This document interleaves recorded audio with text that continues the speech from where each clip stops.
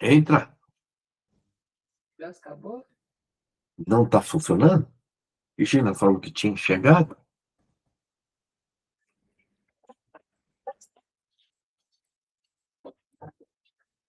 Que quebrou mesmo.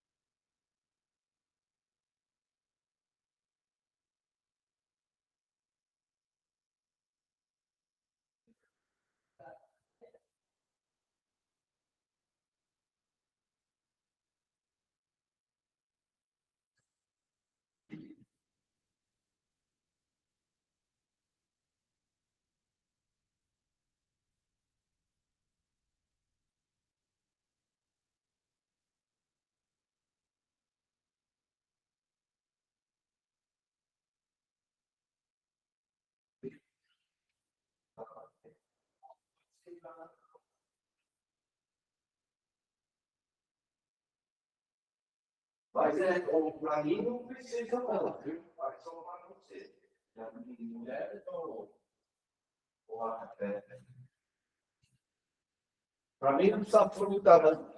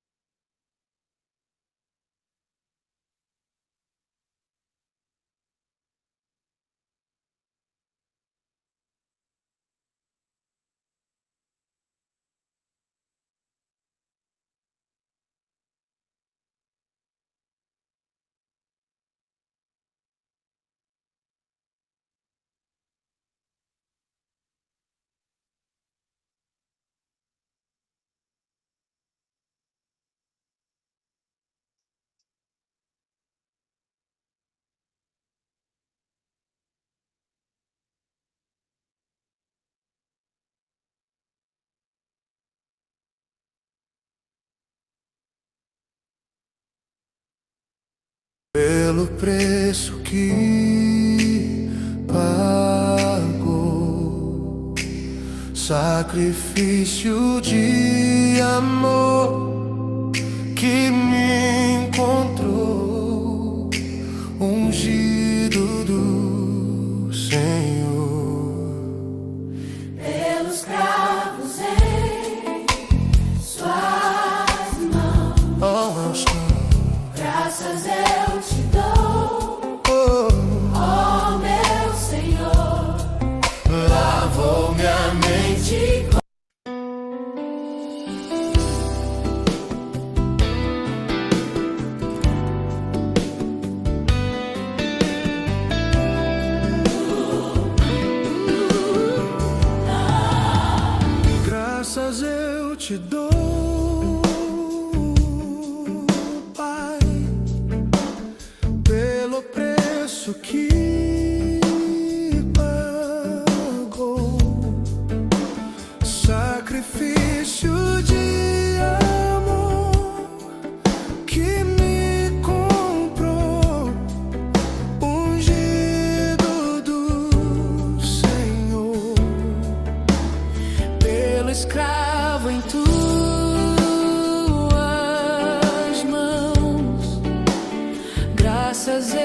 te dou, ó meu Senhor, lavou minha mente e coração,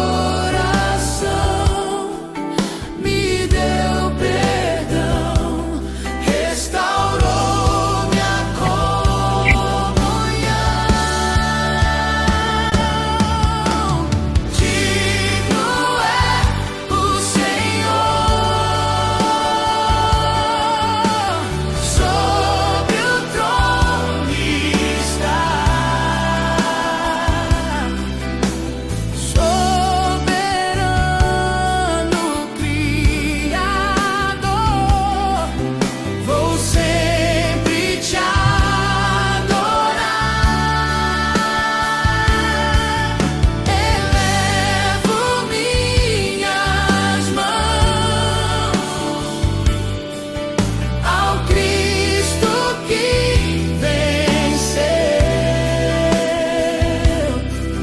Cordeiro de Deus, morreu por mim, mas ressuscitou.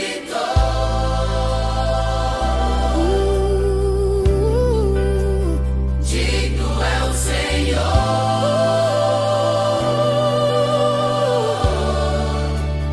pelo escravo em tuas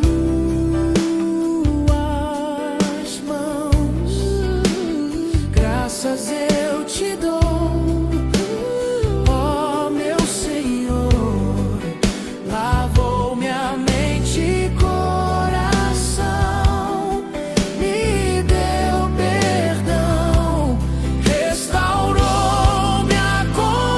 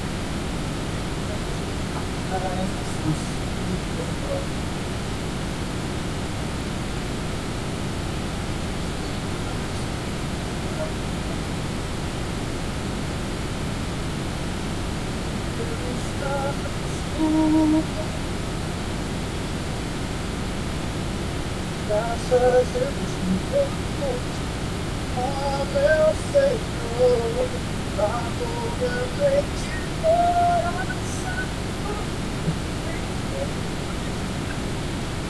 está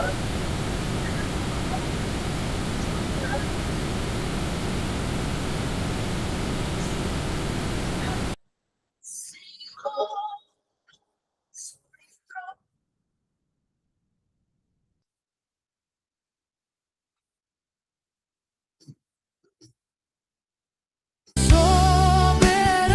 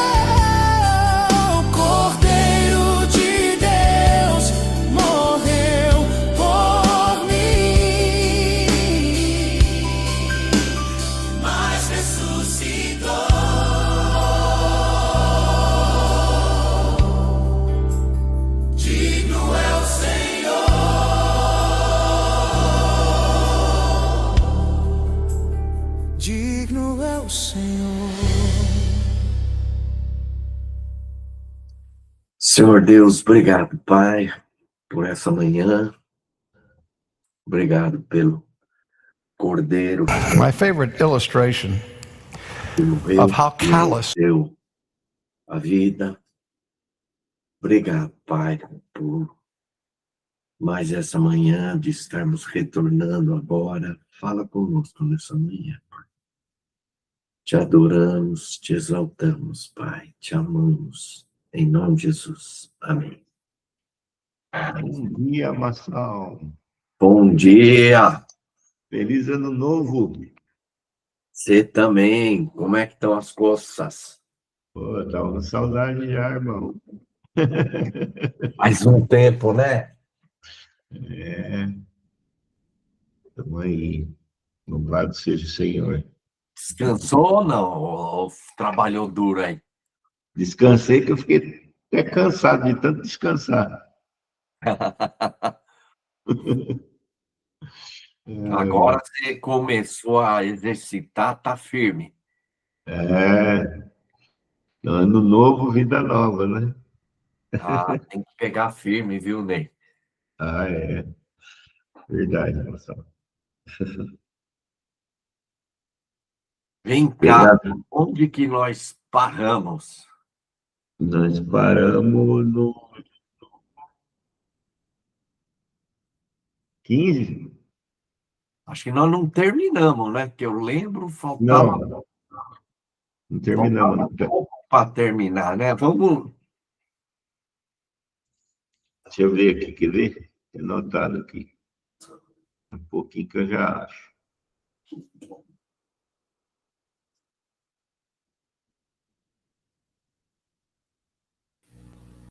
Cadê o Bom último? dia, Joel!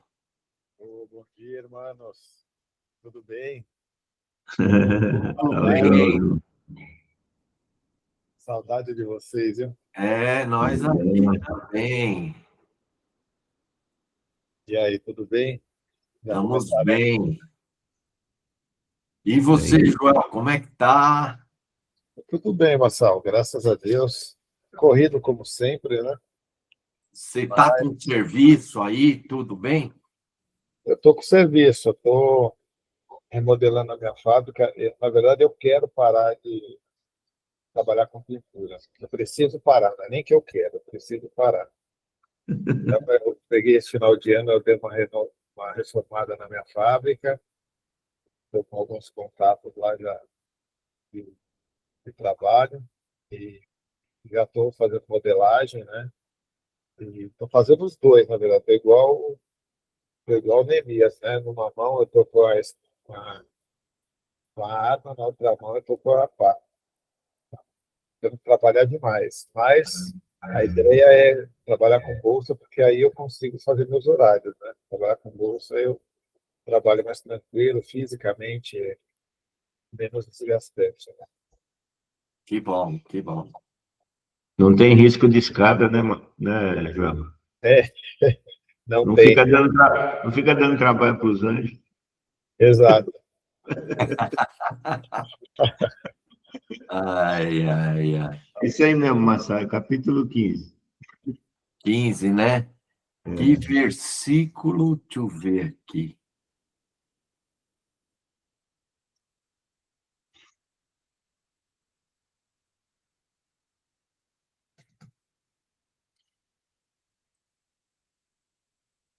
Ah, já achei aqui, ó, onde eu... Deixa eu ver, nós paramos. Ah, mas podemos pegar do 1 aí de novo, né? É, né? Reconquista.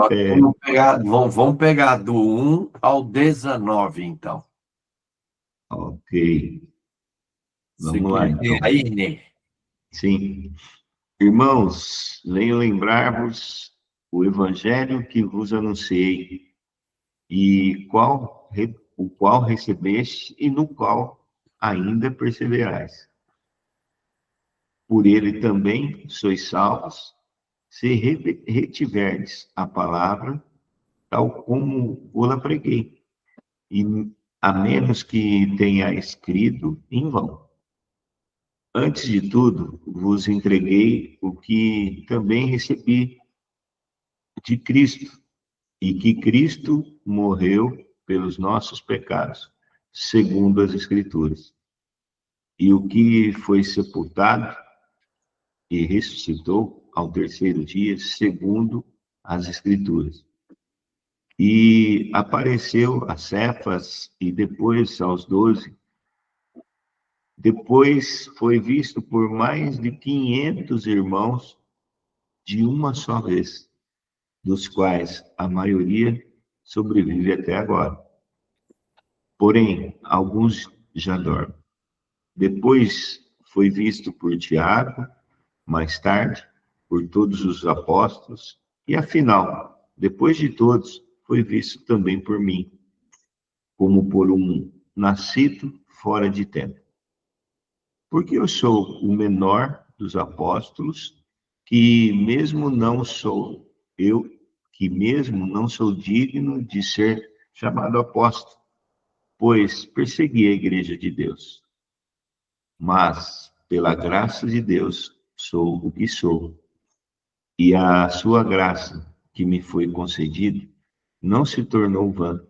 Antes trabalhei muito mais do que todos eles. Todavia, não eu, mas a graça de Deus comigo.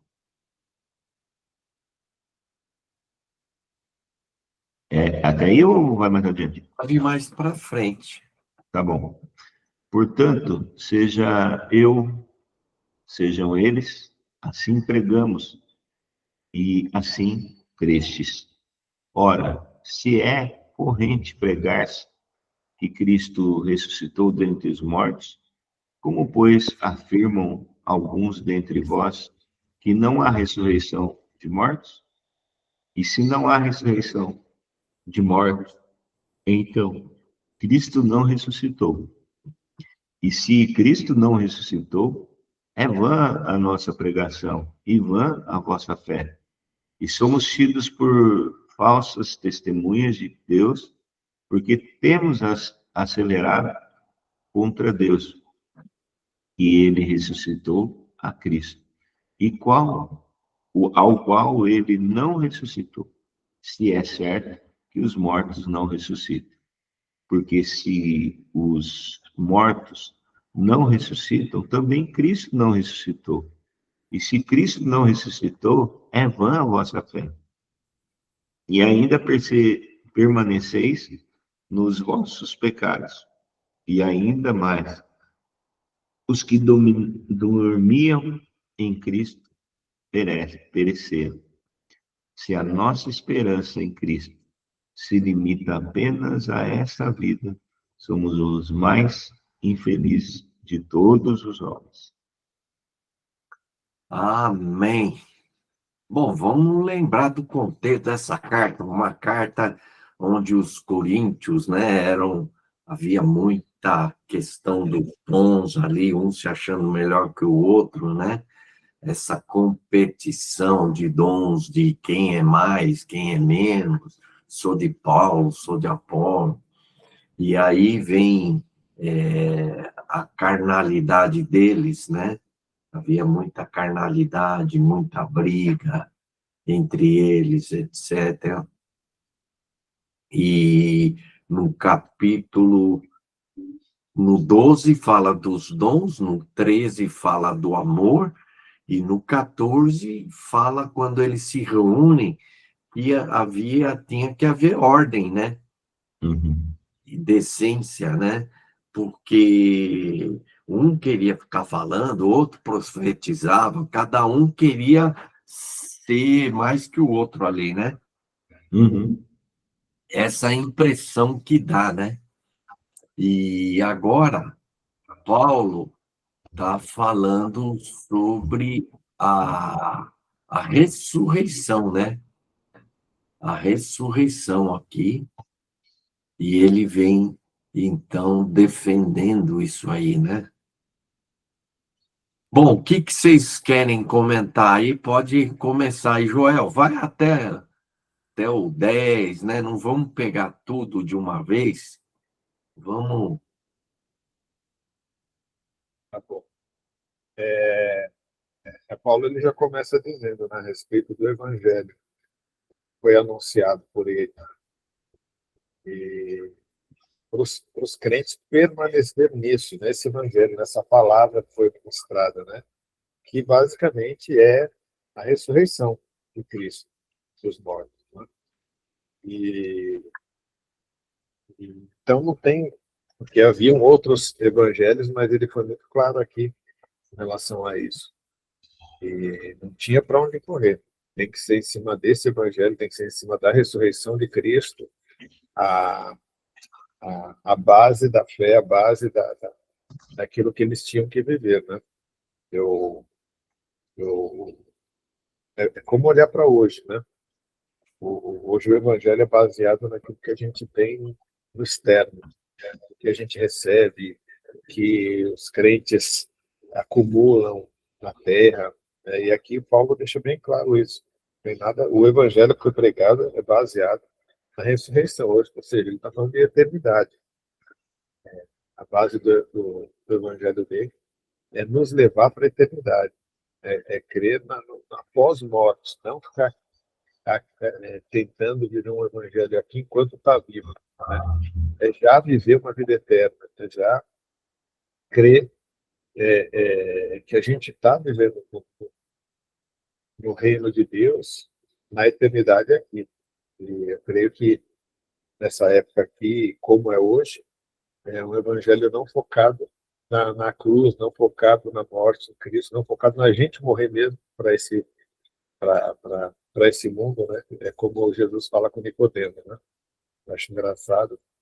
E Nicodemo chega elogiando Jesus, ele parece que muda de assunto. Ele chega e fala, o que importa é isso, né? É necessário nascer de novo. É necessário, ou seja, morrer como Jesus morreu, nascer de novo. E para a gente realmente estar preocupado com a eternidade. Eu confesso que ontem eu estava no supermercado e falei, quantas dessas pessoas vão para o céu, né? Fiquei pensando. Porque a gente está muito preocupado com a vida, vamos comprar, vamos fazer isso, vamos fazer aquilo. Mas quantos, né, eu vi centenas de pessoas aqui no mercado e eu fiquei pensando e orando sobre isso, sozinho. Né? O efeito do Evangelho, quanto está sendo válido na vida de pessoas, até dentro da igreja. O Evangelho que cada um está assimilando. E Paulo aqui fala, se vocês guardarem a palavra, né, se tivermos a palavra, versículo 20, ele fala. E a minha preocupação para mim mesmo, eu estou retendo essa palavra da ressurreição, estou preocupado com a minha vida eterna, estou preocupado com o meu dia a dia, né, com o evangelho do que eu posso ganhar hoje, do que eu vou ganhar amanhã. Eu acho que Paulo é muito claro aqui. Ele fala só sobre ressurreição. Né? E fala para o povo, é como o Marçal falou, né? Ele começa a trazer ordem para uma igreja que está desordenada, até com relação à fé que tinha. Amém. Neizão. Ney, você precisa sair 7h50, né? Então, liga o microfone aí. Então, vamos tentar ser mais objetivo aqui. Deixa eu só falar um porém para vocês, que acho que é importante para entender esse texto. Os gregos, eles criam na imortalidade da alma e achavam o corpo como uma prisão.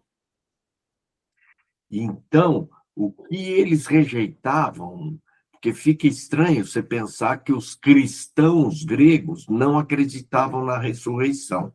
Eles acreditavam numa ressurreição, mas sem corpo. Essa é a diferença entre a ressurreição do Evangelho e a ressurreição dos gregos. Os gregos achavam que a alma iria viver, mas que o corpo iria acabar. Então, eles não acreditavam numa ressurreição corpórea integral, corpo, alma e espírito.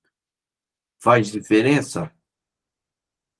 Sim. Porque senão fica sem sentido, né? Os cristãos acreditarem que não tem ressurreição. Não é bem a ressurreição assim, mas eles acreditavam num outro tipo de ressurreição. Nós não acreditavam a ressurreição do corpo. Uhum. Uma coisa interessante, né? Até ontem estava comentando com os meus sobrinhos, né? Que às vezes, acho que na conversa lá surgiu, não, aquilo que estava escrito para o ímpio, não sei o quê. Eu falei, peraí, a Bíblia não foi escrita para o ímpio, foi escrita para o crente. A palavra que está escrita ali não é para o ímpio, e principalmente nas cartas, né? É para crente, e é no contexto de crente que isso tudo está acontecendo. As E cartas eram endereçadas à igreja tal, elas eram endereçadas. é para crente. Então, aqui, quando você falou, né, que não faz sentido, realmente mostra o quanto a igreja naquela época era influenciada pela cultura, né? Ou era influenciada, pela cultura do cotidiano, né? Porque eles vieram de uma conversão ou de uma cultura que acreditava dessa forma. E trouxeram para dentro, é como se o evangelho homologasse aquilo que eles pensavam, mas no sentido de aprovar, né, o que eles pensavam e não da verdade. Então, é real isso que você trouxe, Marçal. Isso me chama atenção, essa questão. Não é diferente hoje, né? Tem muitas coisas que a gente usa a mesma palavra, né? Mas com sentido ou definição totalmente fora da verdade, né? Fora do contexto. E o que Paulo, eu achei interessante, ele se preocupar, né, em mostrar quem eram as verdadeiras fontes da verdade do Evangelho, né? Ele citou aqui os apóstolos, e citou que ele era o menor, porque também lá tinha uma influência grande né, dos filósofos, dos irmãos que falavam bem, etc. E isso tudo para reforçar que o Evangelho só faz sentido a partir da ressurreição. Só faz sentido o Evangelho de Cristo se crermos nessa ressurreição, não só da alma, né, mas nessa ressurreição íntegra. É isso que eu, de primeira mão aqui, veio ao coração. Bom, Paulo, ele fala, então, do Evangelho, né? No 3, ele diz, antes de tudo, vos entreguei o que também recebi, que Cristo morreu pelos pecados, segundo as Escrituras, e que foi sepultado e ressuscitou ao terceiro dia, segundo as Escrituras. Então, é um resumo, né? A mensagem apostólica está resumido aqui, né? Aonde eles iam, eles pregavam que nós éramos pecadores e que Cristo morreu pelos nossos pecados e ele foi sepultado e ressuscitou ao terceiro dia. E aí ele vem falando uma descrição de que haviam testemunhas. Apareceu a Cefa, aos 12, e depois 500 irmãos, né? E diz dos quais a maioria sobrevive até agora. Então, haviam testemunhas, pessoas que viram Jesus e que tocaram, né, nele, que comeram com ele.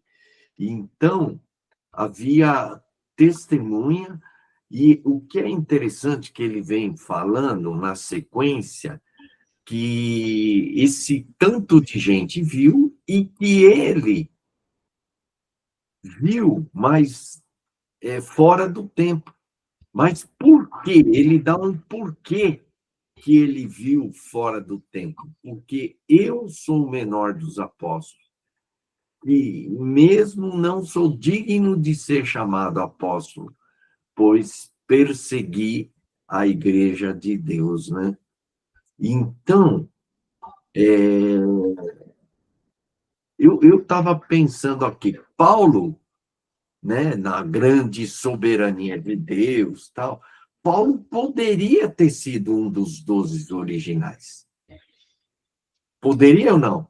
Ele estava vivo. Uhum. Jesus Ele era contemporâneo, né? era Contemporâneo. contemporâneo. Jesus poderia ter ido lá e né? E treinado Paulo, né? Pessoalmente. Chamado Paulo, né?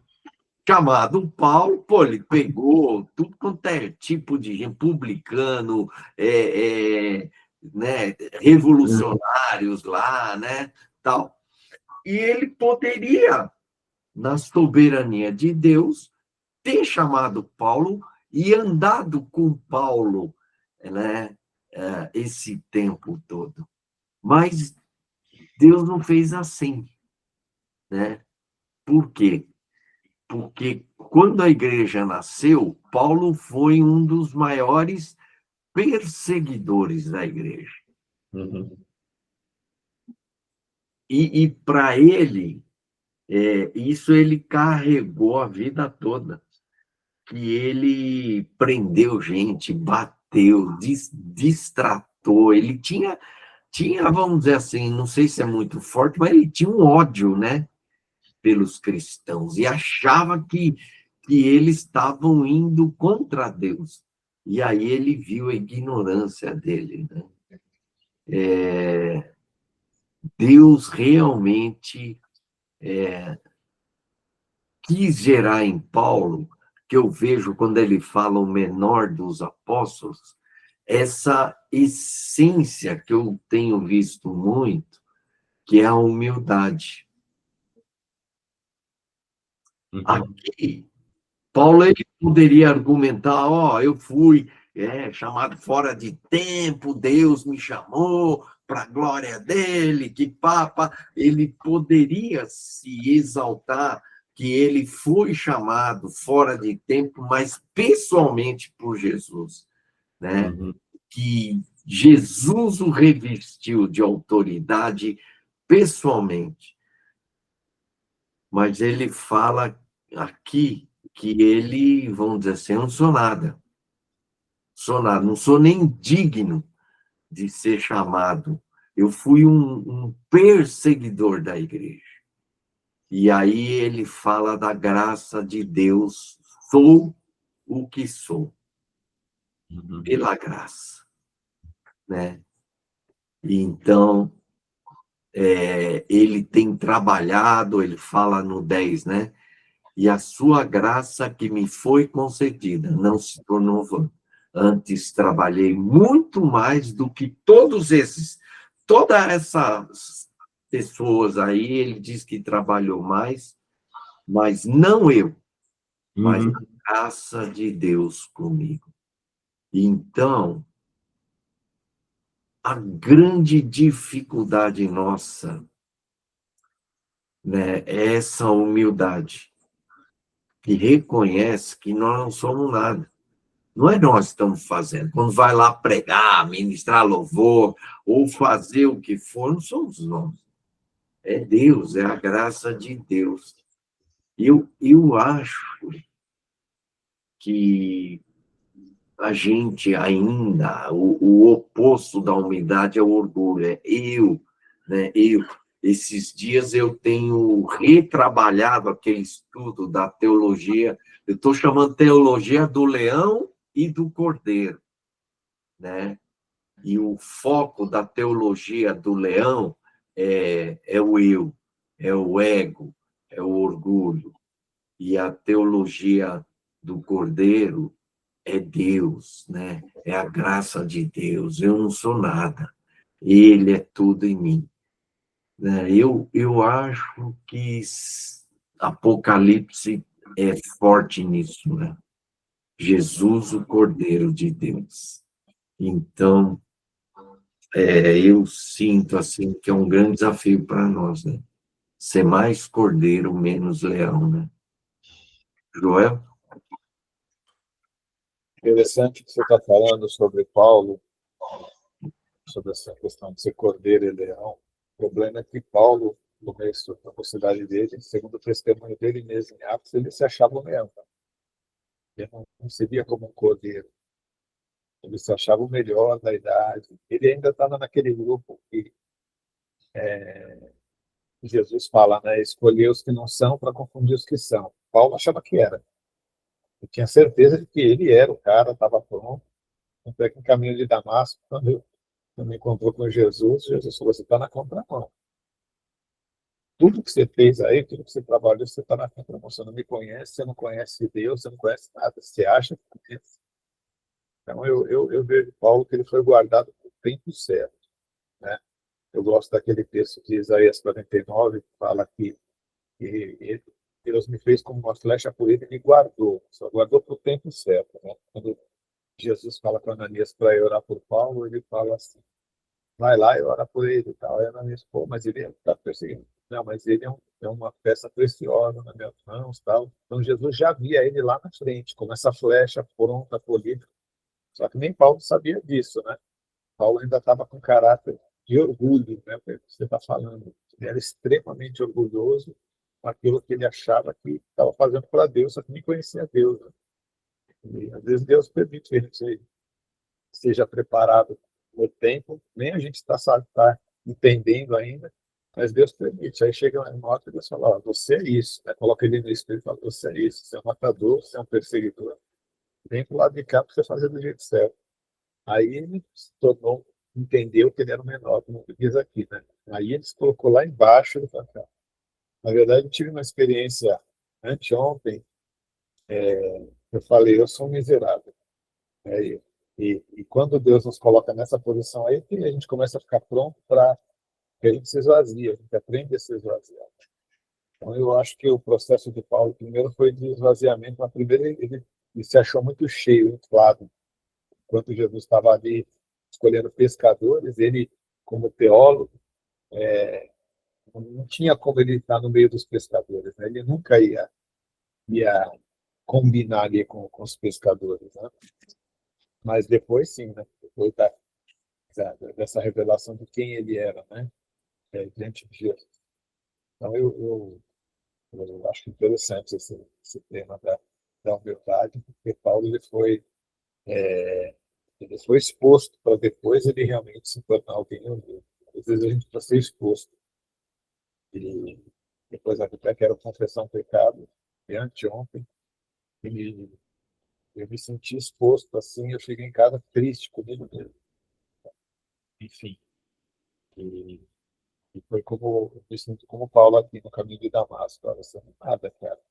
Você é a graça de Deus. Eu entendo essa graça de Deus aqui, que trouxe Paulo a ser um apóstolo, né? Não era pelos dotes dele, foi a misericórdia dele. Favor imerecido. Neizão, liga o microfone aí, Ney. Você fez esse paralelo, né, da humildade aí e destacou, né, a atitude de humildade de Paulo, e me veio à mente isso, né, que dentro do processo de Deus comigo ou conosco, né, até mesmo na obra do chamado, ele requer humildade, né?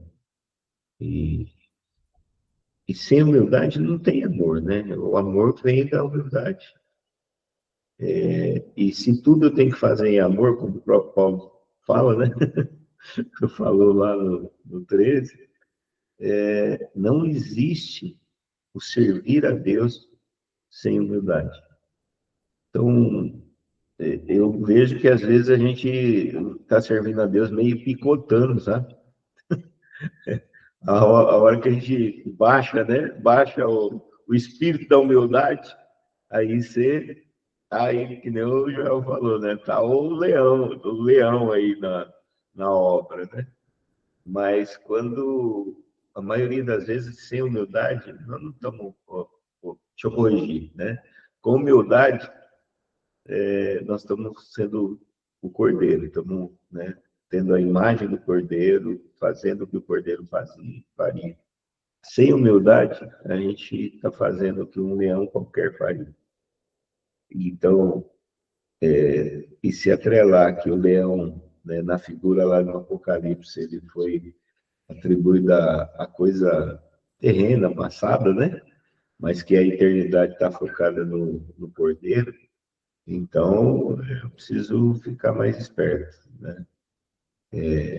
Não, Deus não precisa de alguns momentos de humildade meus. Ele precisa que ele habite em mim em humildade, essa humildade que vem dele, como amor que é só dele, né? Enfim, a conclusão que eu chego é essa, sabe, Marcelo?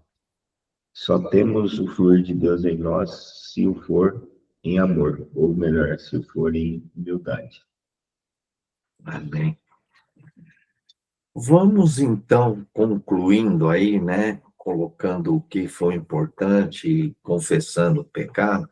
Só vou lembrar aqui que em 2 Coríntios, Paulo fala, né? Que ele foi levado a um lugar tão maravilhoso, né? Que Deus colocou espinho na carne, né? E que para que não me ensoberbecesse. 3 vezes ele pediu para Deus: tira esse espinho, tira, eu não aguento mais. E esse espinho, na hora que ele está escrevendo, já estava mais de 10 anos ali com ele. Foi um ano, 2 anos. Ele estava sofrendo com isso aí, muitos anos. E ele clamando a Deus: tem misericórdia, tira de mim. E Deus fala: a minha graça te basta. Eu sou o que sou, pela graça de Deus, né? Então é a mesma mensagem, né? Ele reconhece que quando ele é fraco, é que ele é forte. Se a gente começa a se achar, né? Esse é o nosso problema. Todo grande homem, você vê hoje homens de Deus caindo, né? Tudo isso é no auge. Não é quando ele está lá embaixo, quando ele não é nada, né? Quando ele está no auge, quando a igreja cresce, quando aí ele vem como leão, né? E em vez de ser cada vez mais um cordeiro, né? Eu queria confessar aí para vocês que nesses dias aí eu baixei a guarda, acabei caindo na pornografia e masturbação, e depois disso aí me veio um desânimo, né? E eu fiquei pensando assim, nossa, como é que ainda eu caio num negócio desse, né? E a sensação é que você é pior do que, né, com tudo que eu faço, tudo que eu ensino. Não é mole, não, é só pela graça de Deus. Então, essa sensação mesmo. Eu acredito que Paulo, quando ele falou o menor dos apóstolos, ele não está falando isso retoricamente ou figuradamente, é porque ele mesmo se via assim. E foi assim que eu me sinto, né? Que eu não sou digno de nada, eu sou o pior dos pecadores, né? Que é só a graça de Deus mesmo, que eu não mereço. Joel, curtinho aí que já está terminando o tempo, e nem vamos orar, né? Eu também quero pensar no pecado. Antes eu não tive uma experiência. Eu estava trabalhando assim, no telhado, lá aqui em Alphaville, né? E tinha uma mulher que ela mora na frente dessa casa que eu estava trabalhando, uma mansão lá. Aí no dia de E aí eu trabalhando normal, eu já tinha visto essa senhora, né? Outras vezes, ela muito simpática, cumprimenta. E eu estava em cima do telhado, mexendo com uma carga. E aí, do nada, essa mulher no telefone falando, e ela parou na minha frente, assim, na frente da casa dela, do outro lado, assim. E, e ela pegou e começou a conversar. De repente, ela resolveu mexer no corpo dela, assim, não sei se foi uma coceira. E ela levantou e começou a mostrar toda essa parte. E aí, eu, na hora, baixei a cabeça rápida, assim, né? Reflexo, baixei a cabeça. E não quis respeitar ela ali, né? Falei, vai ver, ela não me viu aqui, sei lá. Só que, ao mesmo tempo, comecei uma luta dentro de mim, assim, e depois que ela sentou lá com o telefone, aí eu toda hora ficava olhando um pouquinho para ela, assim, né? Já não estava mostrando nada. Mas eu vi dentro de mim, assim, uma, uma entrega, sei lá. Eu me senti muito mal, porque parecia que eu estava querendo ver mais. Primeiro eu não quis ver, depois eu quis ver. Então eu comecei a ver o quanto eu tenho pecado dentro de mim ainda. Eu cheguei em casa muito mal com isso, porque parece que eu cedia também, né? E você falou, uma só de ceder, né? Às vezes ceder na mente, não é só o ato. Igual Jesus falou, só de pensar você já pecou, né? E, enfim, eu cheguei muito mal em casa com isso. Eu quero confessar aqui, porque eu percebi nesse dia que eu sou muito vulnerável ainda nessa área, com pecador.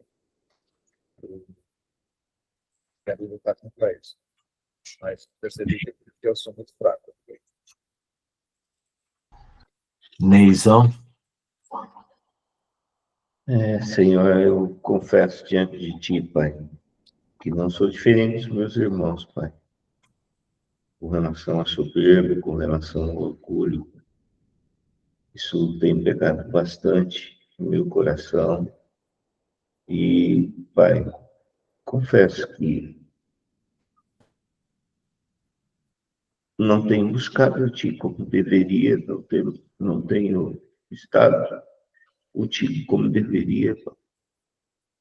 E muitas vezes, ó Deus, a soberba toma conta, Pai. E o Senhor sabe que essa é a minha fraqueza. O Senhor sabe, Senhor, o quanto eu preciso de Ti. O Senhor sabe o quanto eu sou reincidente nisso. Ó Pai, e eu sei que é porque o Senhor sabe de tudo isso, que o Senhor a cada manhã nos dá a oportunidade de nos lavarmos, de reconhecermos, Pai, quem verdadeiramente nós somos, para que o Senhor seja quem verdadeiramente Tu és em nós. Não se trata, é verdade, não se trata de sermos e nos fazermos santos, mas se trata do quanto, Pai, permitimos que o Senhor viva em nós. Por isso, Pai, me perdoa por impedir a Tua obra, impedir o Teu Evangelho, Senhor, quando eu dou lugar à soberba, Pai, porque aí o Teu Espírito não está em mim. Ó Deus, em nome de Jesus, me perdoa, Pai. Me perdoa, Senhor. Eu confesso que eu preciso de Ti. Em nome de Jesus. amém. Senhor, eu quero confessar meu pecado nessa área de pornografia, masturbação. Eu reconheço que eu sou fraco, sou frágil, sou pecador, e isso me faz, muitas vezes, lembrar que eu nada sou, que eu não sou digno de nada, e que é a Tua graça, Tua graça. Pela graça eu sou o que sou. Me ajuda, Senhor, me ajuda a andar nos Teus caminhos, trabalha na minha mente, meu coração, me ajuda a vencer esse pecado, a manter firme pensamentos impuros, me ajuda nisso. Obrigado, porque acima de tudo eu sei que o Senhor me ama, me dá um coração mais humilde, Senhor, que dependa de Ti, que busque a Ti mais do que tudo. Em nome de Jesus. Amém. Amém, Pai. Ainda na Tua presença, eu também reconheço o meu pecado, as minhas mazelas, a minha carnalidade, Senhor, né? E isso foi revelado anteontem. Eu percebi o quanto, Senhor, eu ainda me entrego aos desejos da minha carne. Me perdoa, Senhor. Perdoa, porque eu não sou maior, mas eu me sinto, às vezes eu me sinto maior que todos. Isso que eu levei aos menores. Eu tenho aprendido. É só a sua graça que me faz ser e estar onde eu estou. tem nada a ver com o que eu sou. Eu sou pecador. Eu preciso, Senhor, de Ti em todo o tempo, Senhor. Eu sou muito suficiente. Em nome de Jesus, ó Pai, coloco a petição à minha mente diante de Ti, em arrependimento. E eu não quero ser, ó Pai, o que eu estou aqui revelando diante de Ti, nos meus irmãos. Eu não quero ser essa pessoa. Eu quero ser totalmente, Senhor, entregue, dependente de Ti. Meu coração, minha mente, na inteireza. Em nome de Jesus. Por isso eu estou aqui e confesso meu pecado. Em nome de Jesus. Quando você orava, Joel, me veio aquela música, né? Eu acho que é para todos nós mesmo. Eu quero ser como um vaso. Quebra-me e fazer de novo. Essa acho que é a voz do Senhor para nós. Né? Quebra, faz de novo. Amém. Amém. Foi muito bom, hein? Rapaz, isso aqui faz falta, né? Muita falta. Muita Amém. falta. Deus abençoe, queridos. Até amanhã. E a gente se vê, hein? Até amanhã. Deus abençoe. Valeu. Amém.